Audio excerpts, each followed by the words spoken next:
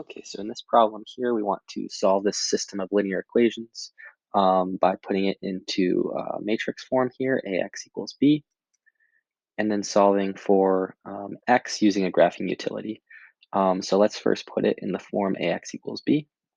So our matrix A here is going to be the coefficients on each of the variables.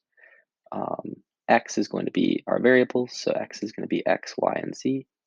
Whatever order you put the variables in the variable vector, you just need to put the variables over your column so that you know which coefficients you're dealing with.